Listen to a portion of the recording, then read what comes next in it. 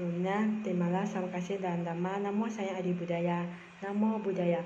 Perkenalkan, nama saya Angeline, MPM 214-2021 dari kelas 1 BEM EJ.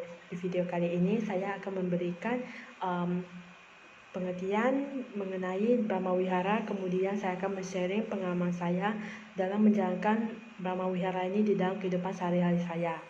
Yang pertama, itu tahukah kalian apa itu Brahma Wihara? Nah, jadi Brahma Wihara itu adalah 4 keadaan batin yang luhur. Ini adalah sifat-sifat luhur yang patut dijalani oleh semua makhluk. Nah, apa saja 4 sifat luhur itu yang sebenarnya ini sering kita temui dan sering kita jalankan dalam kehidupan sehari-hari. Nah, jadi sifat luhur ini yang pertama itu ada metta yang artinya cinta kasih. Lalu yang kedua itu karuna yang artinya kasih sayang. Yang ketiga itu mudita itu adalah turut berbahagia, dan upeka itu adalah keseimbangan batin.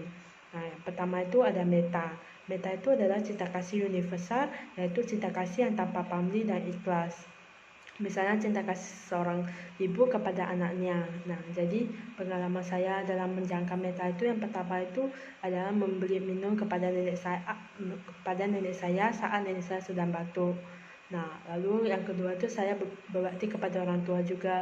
Misalnya di saat ini saya sudah bekerja, sehingga saya memberikan sedikit gaji saya kepada orang tua untuk membantu membiayai rumah tangga. Lalu yang kedua itu ada karuna. Karuna ini adalah sifat belas asih atau kasih sayang yang sifatnya muncul karena adanya perasaan iba. Nah, jadi ajaran Buddha itu menyarankan agar rasa bahagia itu ditemukan di dalam hati kita sebagai pengingat terhadap penderitaan diri, sehingga orang lain juga dapat bisa berhenti dari penderitaan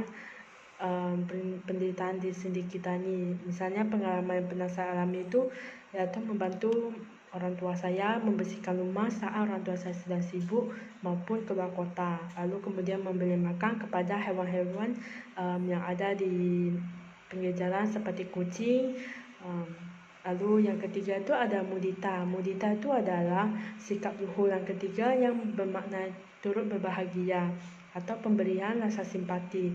Nah, jadi ajaran Brahma Wihara ini mengajarkan untuk menggunakan kebahagiaan dan kesuksesan orang lain sebagai sebuah inspirasi untuk bersukacita atas kebahagiaan orang lain. Misalnya pengalaman yang pernah saya alami itu, saya punya seorang teman yang bernama Jesselyn. Dia adalah sahabat saya. Dia berkeinginan untuk menjadi seorang web programmer.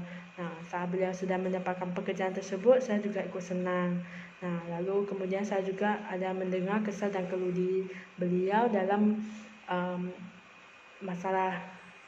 berbagai masalah. Kemudian saya juga memberikan dukungan dan menghibur sehingga masalah tersebut dapat diselesaikan. Nah, lalu yang keempat itu ada UPK. Ini adalah keseimbangan batin, yaitu sikap batin yang tetap teguh dan seimbang. Nah, jadi pengalaman saya itu ada sama kebaktian itu, kebaktian sekolah minggu berlangsung, saya tetap mengikuti kebaktian tersebut dengan baik, mendengar dhamma desana, kemudian melakukan meditasi untuk menjaga keseimbangan batin. Kemudian saya juga selalu berdoa di pagi hari maupun di malam hari sebagai rasa syukur atas kehidupan diberikan sampai saat ini. Nah, maupun di saat bahagia ataupun saat duka dan suka.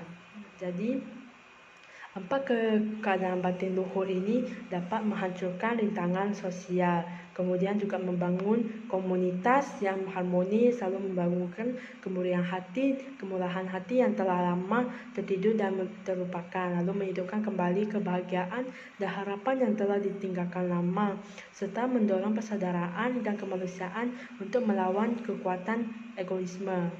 Nah, jadi kita harus menerapkan 4 keadaan batin luhur ini dalam kehidupan sehari-hari kita.